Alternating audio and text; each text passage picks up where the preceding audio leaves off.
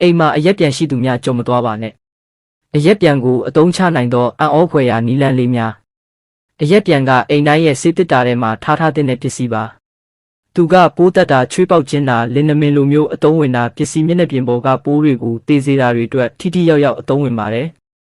်သူကအခြေခံအားဖြင့်ပျော်ဝင်ပစ္စည်းဖြစ်တဲ့အတွက်ဖုံမုံတဲ့အစီတွေကိုလည်းပျော်ဝင်စေနိုင်ပါတယ်စပပီလောခေါ80%နဲ့ရေ30%ရောဆက်ထားပြီးဆေးရုံသုံးပစ္စည်းအပြင်အိမ်သုံးပစ္စည်းဖြစ်လဲအောက်ပါတို့အတွက်အသုံးပြုနိုင်ပါတယ် Swimmer Air ကိုကာကွယ်ပေးခြင်းအတွင်းနားထဲကိုရေဝင်တဲ့အခါမှာရေပြန်ထွက်အောင်လုပ်ဖို့အတွက်ခက်ခဲနိုင်တာကြောင့်နားထဲကိုယောဂပိုးတွေဝင်ရောက်နိုင်ခြေများက Swimmer Air နားပြည်ပြီးဖြစ်လာပါတယ်ဒီလိုမဖြစ်အောင်အရက်ပြန်ကကာကွယ်ပေးနိုင်ပါတယ်အရက်ပြန်ကရေထက်အငွေ့ပြန်လွယ်တာကြောင့်ပါရေဝင်တဲ့နားထဲကိုအရက်ပြန်အနေငယ်ထည့်ပေးလိုက်ရင်ရေနဲ့အရက်ပြန်ရောပြီးအငွေ့ပြန်သွားတဲ့အတွက်နားကခြောက်သွေ့သွားပြီးယောဂပိုးမဝင်အောင်ကာကွယ်ပေးပါတယ်ပြုလုပ်ပုံရေဝင်နေတဲ့နားကိုအပေါ်ဘက်ထားပြီးဘေးဆောင်အိပ်ပါအရက်ပြန်နဲ့ရှလကာရေကိုတဆစီရောထားတဲ့အရေကိုနားဆက်ချပြုံနဲ့နားထဲကို20မှ40ထည့်ပြီး10မိနစ်ဆောင်ပါပြီးရင်ရေထွက်အောင်နားကိုတစ်ဖက်ပြန်ဆောင်လိုက်ပါကုတ်ရချစ်ရနဲ့ပြက်ရှတန်ရကိုတန့်စင်ပေးနိုင်ခြင်းအရက်ပြန်ကပိုးသက်နိုင်တဲ့ဂုဏ်သတ္တိရှိတဲ့အတွက်ဒဏ်ရာမျက်နှာပြင်ပေါ်ကဘက်တီးရီးယားတွေထပ်မံပေါက်ဖွားမှုမရှိအောင်ကာကွယ်ပေးနိုင်ပြီးရှိပြီးသားဘက်တီးရီးယားတွေကိုလည်းတေးစေနိုင်ပါတယ်။ကျုံစေတဲ့ဂုဏ်သတ္တိလည်းရှိတဲ့အတွက်သွေးတိတ်စေနိုင်ပါတယ်။ပြုလုပ်ပုံဝါကွမ်းအသုံးပြုပြီးဒဏ်ရာပေါ်ကိုအရက်ပြန်တုပ်လိမ့်ပါ။မိနစ်အနည်းငယ်ခန့်ထားပြီးအဆိုတက်လိမ့်စေးထပ်မံလိမ့်ပေးပါ။အရက်ပြန်ကအရေပြား6တွေ့နိုင်တဲ့အတွက်အဆိုတက်လိမ့်ခရီးမှန်ကိုအသုံးပြုရပါမယ်။ဝက်ချံကိုကာကွယ်နိုင်ခြင်းအရက်ပြန်ရဲ့ယောဂပိုးသိစေတာနဲ့အေးစေတဲ့ဂုဏ်သတ္တိကြောင့်ဝက်ချံမဖြစ်အောင်ကာကွယ်နိုင်ပါတယ်။မွေးညင်းပေါက်တွေကိုပိတ်ဆို့ထားတဲ့ဖုံမုံတွေကိုဖယ်ရှားဖို့အရက်ပြန်ကကူညီပေးနိုင်ပါတယ်။ပြုလုပ်ပုံဝက်ချံပေါက်တာကိုသတိထားမိချင်းအဖုပေါ်မှာအရက်ပြန်တိုးလိုက်ပြီး10မိနစ်ခန့်ထားပါ။ပြီးရင်ရေနွေးနဲ့ရေဆေးကြောပြီးအဆိုတက်ထိန်းခရင်လိမ့်ပေးပါတစ်နေ့2ကြိမ်အသုံးပြုနိုင်ပါတယ်။ IV အစိတ်တက်ခြင်းအတွက်ကုသပေးနိုင်ခြင်းIV အပင်ဒါမှမဟုတ်တခြားຫນွယ်ပင်တွေကြောင့်အရေပြားရရန်ပြီးနီးရဲလာရင်အရက်ပြန်ကိုအသုံးပြုနိုင်ပါတယ်။အရက်ပြန်ကအေးစေတဲ့ဂုဏ်သတ္တိရှိပြီးအရေပြားပေါ်မှာပိုးတွေတေးစေနိုင်တဲ့အတွက်တခြားယောဂပိုးတွေမဝင်ရောက်အောင်လည်းကာကွယ်နိုင်ပါတယ်။ပြုလုပ်ပုံ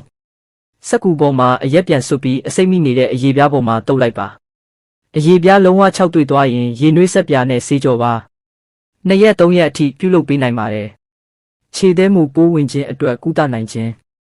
းပိုးသေးစေတဲ့ဂုဏ်သတ္တိရှိတဲ့အတွက်ခြေသေးမှုယောဂအတွက်လည်းကုသနိုင်ပါတယ်။6တွေ့လွယ်တဲ့အတွက်ပူနွေးဆွဆိုတဲ့ပတ်ဝန်းကျင်ကိုနှစ်ချိုက်ကြတဲ့ဖန်ဂတ်ပိုးတွေပေါက်ဖွားမှုကိုလည်းတားမြစ်ပေးနိုင်ပါတယ်။ပြုလုပ်ပုံ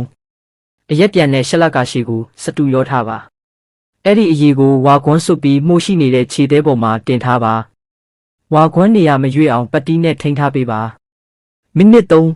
30-45ခန့်ထားပြီးခြေသေးကိုအမွေးနုတော့ပုတ်တနဲ့ပုတ်တိုက်ကရေဆေးချပါဦးကောင်းမှတန်းများသေးစေနိုင်ခြင်းအရက်ပြန်ကတန်းတွေကိုထိထိရောက်ရောက်သေးစေနိုင်တဲ့ဂုဏ်သတ္တိရှိပါတယ်ပြုလုပ်ပုံတန်းရှိတဲ့သပင်ပေါ်ကိုအရက်ပြန်အနှဲငယ်လောင်းချပါပြီးရင်တင်းလက်တွေနဲ့ဦးကောင်းအရေပြားနဲ့သပင်ပေါ်အရက်ပြန်တွေနှံ့သွားအောင်ပို့ပေးလိုက်ပါ10မိနစ်ခန့်ထားပြီးသပင်ပြော့ဆေးကိုဦးရေပြားနှံ့ပို့ပေးပါပြီးရင်ဘီးနဲ့ဖိချကခေါင်းလျှော်လိုက်ပါတပတ်တစ်ချိန်ပြုလုပ်ပေးနိုင်ပါတယ်ခြင်ကိုက်ရာအတွက်အရာသက်သာစေခြင်းအရက်ပြန်ဟာခြင်ကိုက်တန်ရအတွက်လည်းအသုံးဝင်ပါတယ်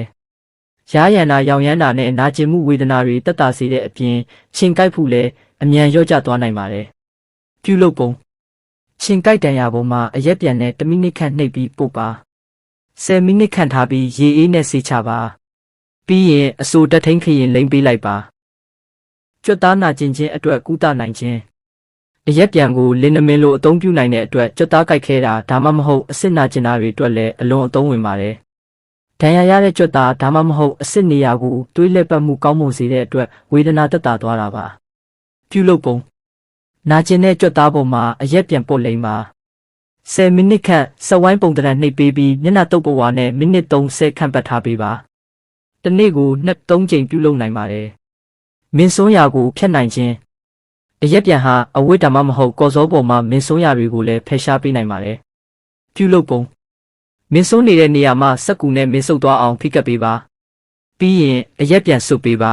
။အရက်ပြန်ဆုပ်လိုက်စက်ကူနဲ့ဖိပြီးဆုပ်ယူလိုက်တဲ့အဝတ်မှာမင်းတွေကုံစင်သွားတဲ့အထိပြုလုပ်ပေးပါ ပြီးရင်ရေအေးနဲ့လျှော်ချလိုက်ပါ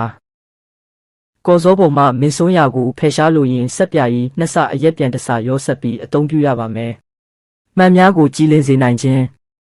အရက်ပြန်ဟာ6တွေ့နှုံးမြန်ဆန်ပြီးစွန့်ထင်းရာတွေမကြံနိုင်တဲ့အတွက်မှန်တွေကိုကြည်လင်စေဖို့အသုံးပြုနိုင်ပါတယ်။လက်တော့ကီးဘုတ်နဲ့ဖုန်းမျက်နှာပြင်တွေကိုလည်းအရက်ပြန်အသုံးပြုပြီးတန့်စင်နိုင်ပါတယ်။ပြုလုပ်ပုံရေနှစ်ခွက်အရက်ပြန်ခွက်ရဲ့၄ပုံတစ်ပုံနဲ့ရှက်လက်ကရေခွက်ရဲ့၄ပုံတစ်ပုံလိုရောဆက်ထားတဲ့အရေကိုတင်တန့်စင်ခြင်းနဲ့မှန်ဖန်ခွက်အစရှိတာတွေပေါ်မှာဖြန်းပြီးသတင်းစာစက္ကူနဲ့တုပ်ပေးပါ။ကျမ်းမာပျော်ရွှင်ကြပါစေ။